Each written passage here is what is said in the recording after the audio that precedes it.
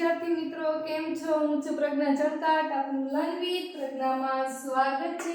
તો વિદ્યાર્થી મિત્રો આજે આપણે ધોરણ 6 ગણિત ચેપ્ટર નંબર 7 અપૂર્ણાંક સંખ્યાઓમાં સ્વાધ્યાય 7.3 નો પ્રશ્ન નંબર 2 નો અભ્યાસ કરીએ કે અપૂર્ણાંક લખો. આ આપણે આકૃતિઓ આપેલી છે એમાં અપૂર્ણાંક લખવાનું, દરેકની હરોળમાં સમઅપૂર્ણાંકની જોડ લખો. સમઅપૂર્ણાંકની જોડ પણ લખવાની કીધી છે. તો સમઅપૂર્ણાંક આપણે કઈ રીતે છે એ ખબર પડશે તો એનું આપણે અતિ સંક્ષિપ્ત રૂપ કરશું તો જ આપણને સમઅપૂર્ણાંકની જોડ મળશે. તો આપણે પહેલા જોઈએ આકૃતિ નંબર 1 કે જેમાં કુલ કેટલા ભાગ છે? 2. તો કુલ ભાગ છે એ છેદમાં આવશે અને 1 મિનિટ હું માર્કર ચેન્જ કરી લઉં.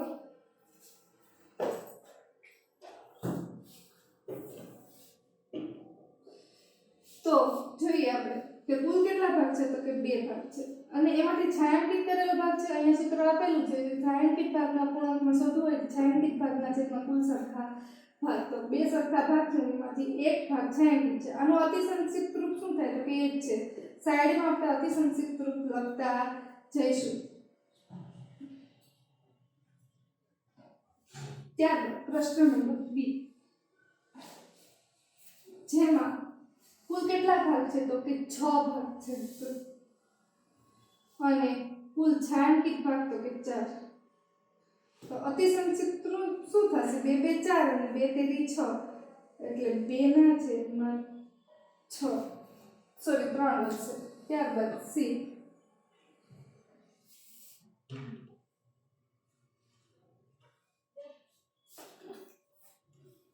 કુલ કેટલા ભાગ છે? 9 જેમાંથી છાयांकित કેટલા છે? 3 એટલે અતિ સંક્ષિપ્ત રૂપ કેટલું થશે? 3 તેરી 9 એટલે 1 ના છેદમાં 3. ત્યારબાદ ડી કુલ કેટલા ભાગ છે? 8 જેમાંથી છાयांकित ભાગ 2 એટલે કે 2 ચોક 8 એટલે 1 ના છેદમાં 4. ઈ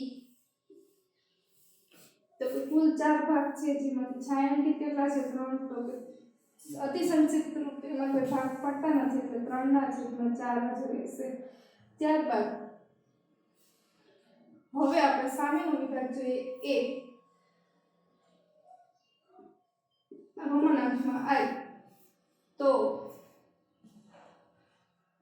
આઈમાં કેટલા કુલ ભાગ છે તો કે 1 2 3 4 5 6 7 8 9 10 11 12 13 14 15 16 17 18. તો કુલ 18 ભાગ છે જેમાંથી છાयांकित કેટલા છે? 1 2 3 4 5 ને 6. તો 6 તેરી 18 એટલે 1 ના છેદમાં 3.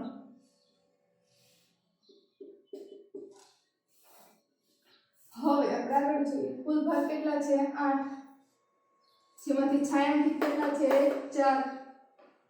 અતિ સંક્ષિપ્ત રૂપ શું થશે? 1 દુત્યાંશ 4 ને 8. આગળ વધીએ તો કુલ કેટલા ભાગ છે? તો 4 ને 4 16 જેમાંથી છાयांकित ભાગ તો કે 1 2 3 4 5 6 7 8 9 10 11 ને 12. તો 4 તેરી 12 અને 4 4 16 અતિ સંક્ષિપ્ત રૂપ થશે 3/4. ત્યારબાદ આગળ વધીએ આકૃતિ નંબર 4 જેમાં કુલ કેટલા ભાગ છે? 1 2 3 4 5 6 6 ને 6 12. જેમાં કુલ છાयांकित ભાગ કેટલા છે? તો કે 1 2 3 4 5 6 અને 7 ને 8. તો ભાગ શું છે? 4 દુ 8 ને 4 તેરી 12 એટલે 2/3. આગળ વધીએ તો કે આકૃતિ નંબર 5 કુલ કેટલા ભાગ છે? 1 2 3 4 5 6 7 8 કુલ 16 ભાગ છે જેમાંથી છાयांकित તો કે 1 2 3 ને 4 4 ચોક 16 એટલે 1/4. હવે આપણે બધાને પહેલા તો અપૂર્ણાંકમાં લખી દીધા અને તેના અતિ સંક્ષિપ્ત રૂપ પણ સાથે સાથે કરતા ગયા. તો હવે આપણે શું કીધું કે દરેક હરોળની સમઅપૂર્ણાંકની જોડ લખો. તો હવે આપણે સમઅપૂર્ણાંકની જોડ લખીએ. કોણ કોને સેમ આવે તો કે a થી ઈની વચ્ચે જોવાનું છે. ત્યારબાદ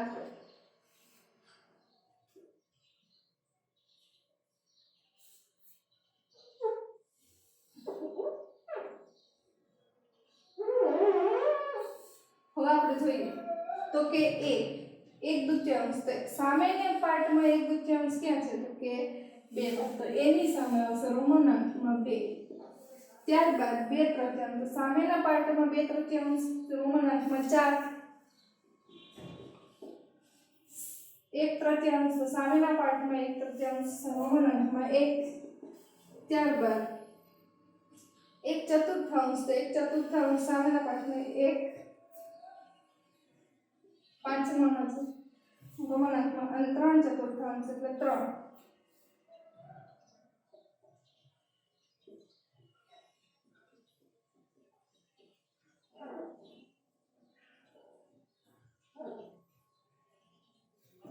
મિત્રો વિડીયોને પોઝ કરીને લખીએ. ન સમજાય તો કોમેન્ટમાં જરૂર જણાવજો, અને મારો આ વિડીયો પસંદ આવે તો લાઈક, શેર અને સબસ્ક્રાઇબ કરવાનું ભૂલતા નહીં.